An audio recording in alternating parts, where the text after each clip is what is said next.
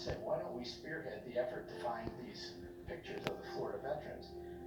There's 30 Vietnam veterans chapters in Florida, and we have what's called a Florida State Council, which is the focal group for all these chapters.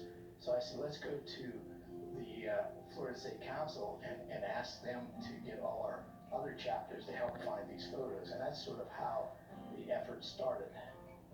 I love doing genealogy, and I knew from the articles in the paper that it was some Vietnam veterans that were working on it, and I called them and I said, do you have any genealogists working on it? Because we think differently when we're trying to find lost family members.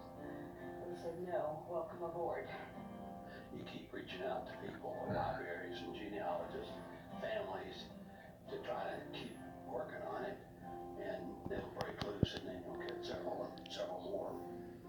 Filling in that missing piece when you see their faces, that was my generation, and I forgot how young they all were until you see them. I presume they're like me, they're the same age as me, but they're not.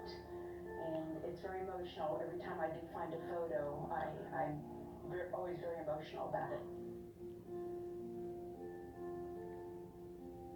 This is Beth. Hello? I think so. I've got a beep and I hadn't grabbed it yet, so that's the picture coming over.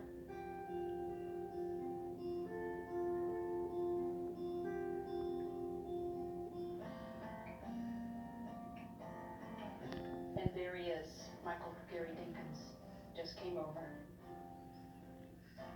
It's just unfinished until all of them are done. I feel good that we found the other person, but that just tells me that we got more work to do, though. It has to be. We've got to get it done.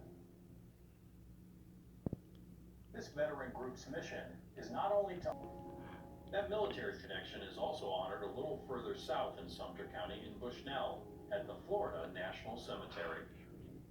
Florida National Cemetery is the second busiest national cemetery in the United States. We do roughly 7,000 interments annually. We're over 600 acres.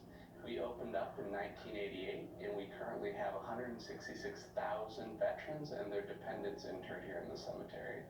And a lot of families don't even realize what maybe their loved one's service meant until they come to the cemetery. They go to a service where they receive full military honors, they see the headstones, they see the care that's taken by the staff, and then that really drives home the sacrifice and the honorable service that their loved one performed.